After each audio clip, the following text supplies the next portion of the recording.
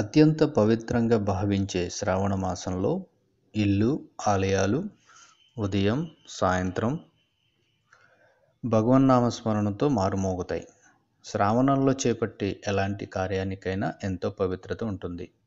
అంత గొప్ప పవిత్రమైన ఈ నెలలో ఎన్నో మంచి రోజులు, విశిష్ట పండుగలు రానున్నాయి. వివాహాలు, నోములు, వ్రతాలు, పూజలు, శుభకార్యాలతో సందడిగా ఉంటుంది.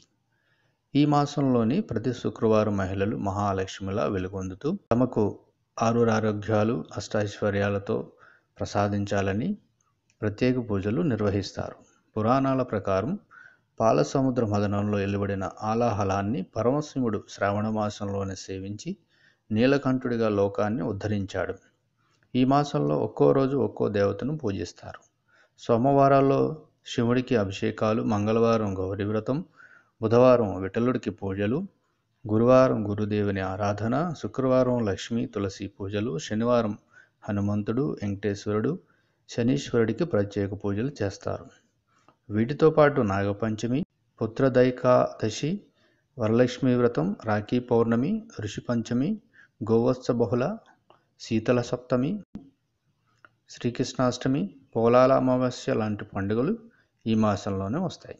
శివుడికి శ్రావణ మాసం అత్యంత ప్రీతికరమైంది. ఈ మాసంలో వచ్చే సోమవారం నాడు ఆవు పాలు, పెరుగు, చక్కెర, నెయ్యి, తేనె లాంటి పంచామృతాలతో శివుడికి అభిషేకం చేస్తే సకల శుభాలు కలుగుతాయని భక్తుల నమ్మకం. బిల్వపత్రాలు, ఉమ్మెత్తు, కలువ, తుమ్మి లాంటి ఇష్టమైన పుష్పాలతో ఈశ్వరాధన చేస్తారు. శుభమంగళాలు పలికే మంగళవారానికి ప్రత్యేకత ఉంది. ఈ రోజున గౌరీదేవికి పూజలు చేస్తారు. పసుపు ముద్దను తయారు చేసి కుంకుమ, పూలు, అక్షింతలతో పూజలు నిర్వహిస్తారు. కొత్తగా వివాహమైన మహిళలు ఈ వ్రతాన్ని ఆచరించడం ఆనవాయితీ.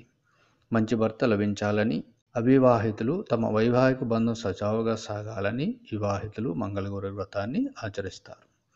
శ్రావణ మాసం మొదలైన 4వ రోజునే వచ్చే పండుగ నాగపంచమి. శివుడి ఆభరణమైన నాగేంద్రుని పూజించడం హైందవ ఆచారం. పాలు, పూలతో నాగదేవతను పూజిస్తారు.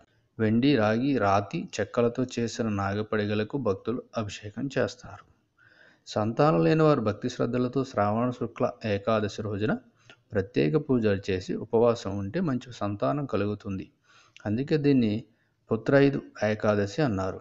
శ్రావణ మాసంలోని పౌర్ణమికి ముందు వచ్చే శుక్రవారం నాడు వరలక్ష్మి వ్రతాన్ని చేస్తారు. నవవధువులతో తొలి శ్రావణంలో ఈ వ్రతాన్ని తప్పనిసరిగా చేయిస్తారు. వరాలిచ్చే దేవత వరలక్ష్మి వ్రతం వల్ల భర్తలకు ఆరోగ్యం, పరిపూర్ణ ఆయుష్ కలుగుతాయని విశ్వాసం.